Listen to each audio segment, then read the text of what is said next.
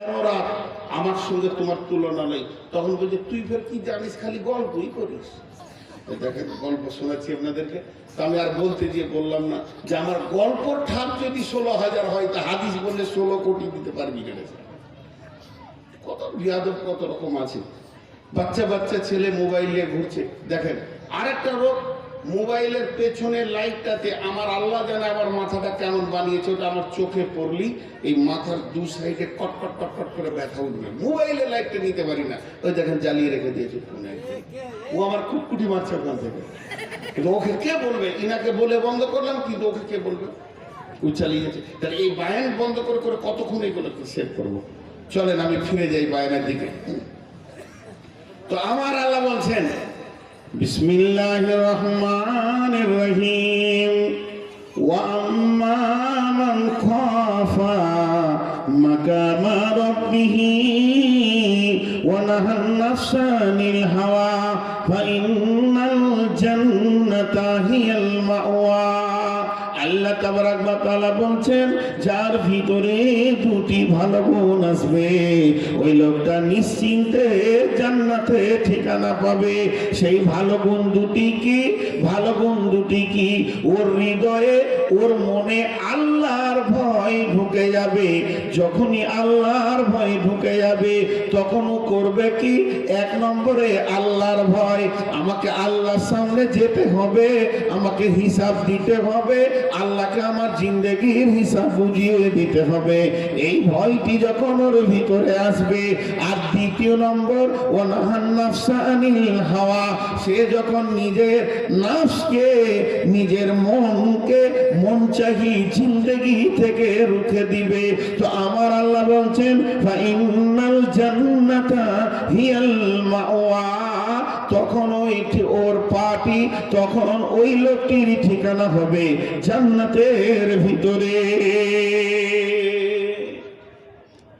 জি হযরত ওমর ফারুক আযম ওমর ফারুক একদিন বলছেন, কে আছো? আমার সঙ্গী সাথীদের ভিতরে এমন কেউ আছো কি নবীজির কাছ থেকে তুমি আল্লাহর ভয় সম্পর্কে শুনেছো? সেটা তুমি আমাকে বলো, ওটা আমি শুনলে যেন আমার দিলেও আল্লাহর ভয় আসে।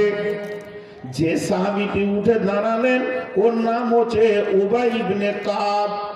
উবাই ইবনে কাব বললেন, আমিরুল মুমিনিন, খলিফাতুল মুসলিমিন, আল্লাহর ভয় কাকে বলে এটা আমি নবীজির কাছে শুনেছি।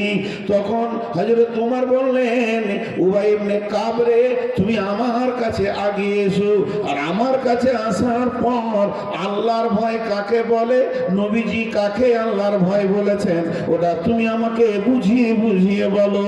তখন উবাই ইবনে কাব এসে বলছেন, আমিরুল মুমিনিন, খলিফাতুল মুসলিমিন, আপনি পৃথিবীর বুকে অনেক রাস্তায় চলেছেন, হেঁটেছেন, গেছেন, সাওয়ারিতে গেছেন, অনেক রাস্তা অতিক্রম করেছেন, তবে একবার বলেন এমন কোন রাস্তাতে আপনি কোনোদিন হেঁটেছেন কি, কোনোদিন চলেছেন কি যে রাস্তাটা ছিল অতি সংকীর্ণ, তার 2 দিকে ছিল জমি, আর 2 জমির মধ্যখানে যেমন আল, খুব মিহি চিকন আল, এই রকম রাস্তায় জীবনে হেঁটেছেন কি?